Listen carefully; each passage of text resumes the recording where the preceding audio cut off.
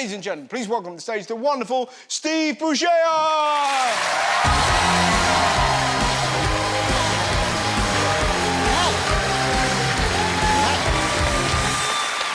Hey, nice to meet you. I'm Steve. I'm a bit of a bad boy. Does that come across?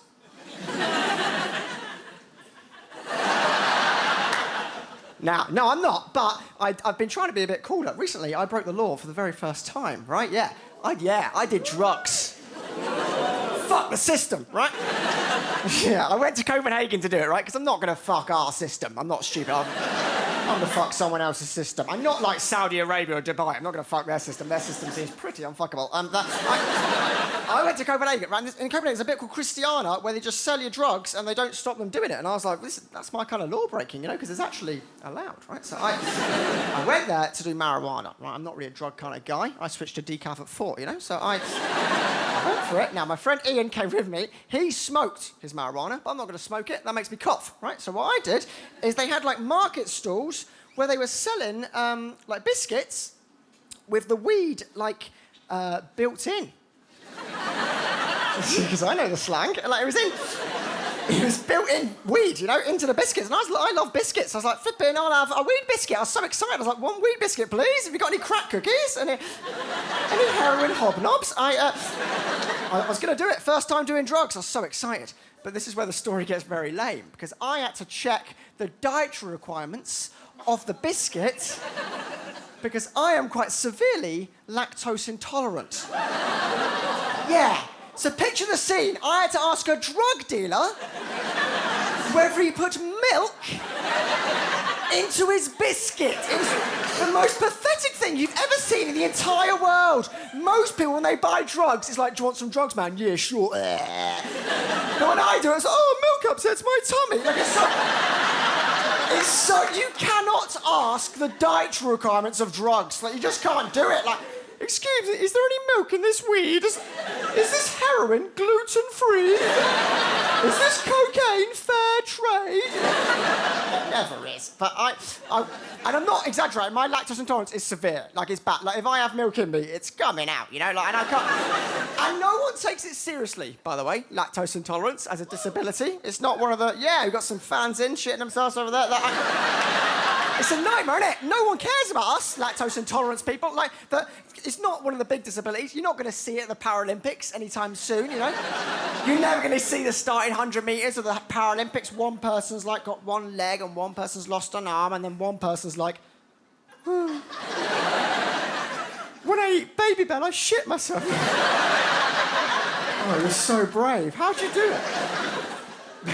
So I went to the weed man. I had to check the content. So I was saying to him, milk, but he was Danish. He was heavily Danish. So he couldn't speak in English. You know what I was saying? He got his boss over, who spoke much better English, but his boss had an eye patch on, which, yeah, that rang alarm bells immediately. I don't trust anyone with an eye patch, right? That's been my policy since Hook, right? So he was a bad egg, wasn't he? And so the Hook man, he told me there was no milk in the biscuit, but I was like, no, I'm not trusting you, mate. What if they put milk in that side of the biscuit and you just weren't fucking looking? Now, I feel bad saying that, but I was on edge, right? But I thought, come on, Steve, you're here to be a bad boy, right? Eat the biscuit. So I ate it. Now, what I did not know is that turns out eating drugs is far, far more potent than smoking it. I didn't read that on Wikipedia. A sip of this biscuit was the equivalent of 1 spliff. So in 10 minutes, I ate 6 spliffs, which is too many for someone who's wearing a jumper their grandma bought them. It's a lovely jumper, but not a drug jumper, Grandma. And you might think I was naive for eating the whole biscuit, by the way. Maybe, right? But I always eat a whole biscuit, right? That's what I thought that's the quantity they wanted me to eat it in. You know, I never share a biscuit. You know, I've never gone, hey, lads, you want to come round? I've got a custard cream. Let's make a night of it. You know? Because they don't pick up the phone. I ate the whole biscuit, right? I was fine for the first hour. I was just normal Steve, talking about trains and stuff. And then the weed, must have gone into my digestive system and into my bloodstream, and the first, alarm bell, the first symptom that I thought something maybe wasn't quite right, I thought I was gonna die, you know? You know when you think you're gonna die? I was just in the middle of this market with Ian, and I was like, I'm having a attack. The biscuit's killing me. Oh, my lazy eyes going. Fucking, obviously, I've got a lazy eye. That's part of the requirement of being on the show. And I'm dying. The biscuit's killing me. I think I'm having a heart attack. Oh, it's the man running a little bars. I'm so sorry. I'm having a heart attack. I should have eaten the whole biscuit, should I? No, I know. I don't know. I switched to decaf at 3. See, I don't normally do that. He's like, do you want some milk? I was like, no, I can't have it. I can't. And my brain turned against me. It went so nasty, my brain. My brain was like, Steve, you idiot. Why did you do drugs? You don't normally do drugs. You booked a Segway tour for tomorrow. You were looking forward to the Segway tour, weren't you? Now you've ruined the Segway tour with your Pablo Escobar behaviour. And then my brain started bringing up regrets, horrible memories from the past that I'd forgotten about and suppressed. It was like, Steve, hey, Steve, do you remember that time? Do you remember that time when you were younger and you had sex with a girl and then said thank you after?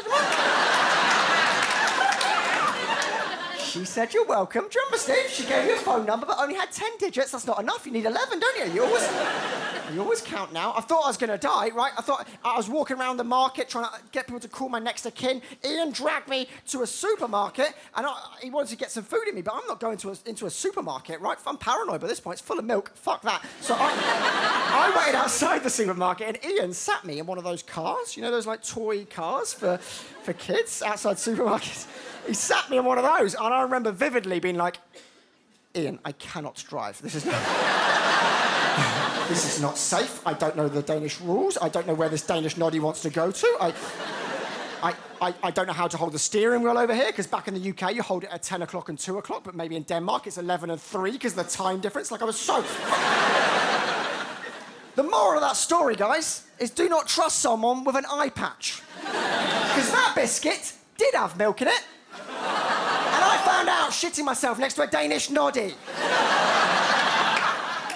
So I guess what I'm saying is I'm single. Yeah. I've had better holidays. I recently went to Japan. Went to Japan, yeah. It's amazing. Japan's my favourite country I think I've ever been to in my entire life. It's such an incredible place. Japanese people are so friendly. They're so friendly. I don't know what my granddad is going on about. I think they're a good bunch, right? You flippin' it. Give it a rest, granddad. They're on our team now. But the best thing... Some about prisoner war. I don't listen to him. But the best thing about Japan, guys, by far, right? The food's good, the history's all right, but by far the best thing about it is the toilets, right? Japanese toilets are like next-generation toilets, right? They're making us look stupid over here. They've got so much great stuff. Right, the first thing you notice about a Japanese toilet is when you sit down, the loo seat is hot. Like, it's got a heated loo seat, and it's so comfortable and warm on your bum. And not like here, when you sit down and it's hot, and you're like, oh... Oh, no, someone's been here, haven't they? Oh, it's really warm. It must have been recent. Oh, feels like someone's been nesting an egg on this damn thing. In Japan, it's intentional. It's lovely. The second flourish of the Japanese toilet is there's, like, buttons on the side which you can press, and it, like, jets water, like, in to you. Look at you. It goes right in, mate. Like, properly. I did not know I was into that, but I am into it. And what a place to find out, a KFC in Shibuya. Oh, my God. I went for a poo, but I came back for the colonic. Like, I was shitting away for hours. Like, oh, that's amazing. Like, so good. And by the way, how much more hygienic is that than what we're doing? Using water to clean makes much more sense than using scraps of paper like we do. We're in the fecal stone age compared to the Japanese. And also, our public toilet roll dispensers don't even function very well, do they? They don't even work, our public toilet roll. You know the ones I hate the most? You'll know them. You know the big round blue ones that stick to the wall, yeah, with a little hole in the middle. Just a tiny little cat's arsehole in the middle. That just gives you one sheet of paper at a time. It doesn't trust you, does it? One at a time. Don't be greedy, Steve. Just one at a time. One at a time. One at a time. But then the jeopardy is if you pull that paper just ever so slightly wrong... It's disappeared inside the arsehole. Oh, God, I'm going to have to think outside the box now. I just had a curry. Oh, do I need socks today? And the thing is, you can still see the paper, can't you? It's taunting you through the blue perspex, but you can't touch it. It's like a loo roll aquarium in there, and you can't get to it, can you? You can't open the plastic bit because there's a lock on the top, and there's a key lock. Who's got that key on their key ring? I don't know how you get into that. And I don't think you can ring up a locksmith in that emergency, can you? Hello, I've locked myself out of the toilet roll again. Hurry up. I'm in a KFC in Covent Garden. Can you bring some socks? You know? The final flourish of the Japanese toilet, right? This is the best bit. When you're finished and you've flushed, there's like a hose on the side which you can detach, and then you can like jet clean any stuff that's left on the sides. So efficient and hygienic compared to what we have for that exact same issue. Yeah, because what we do over here is next to the toilet, we just keep a stick.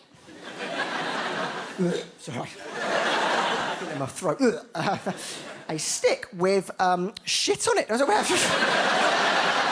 a little shit stick. It sits there, doesn't it? We've all got one. Don't pretend you're above the shit stick. We've all got a shit stick, and let's be honest, it's not clean, is it? We've all got a dirty shit stick, and we're trying to remove more stuff with it in the bowl. It's like fighting fire with fire. And we stir it, it gets even worse, and then we think, yeah, I'm just going to store that on the floor. That's what I do.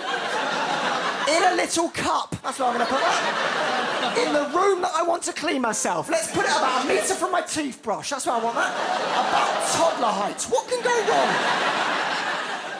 Hey, you've been so lovely. I've been Steve Bugeja. Thanks so much for having me. I'll see you again soon. Thank you.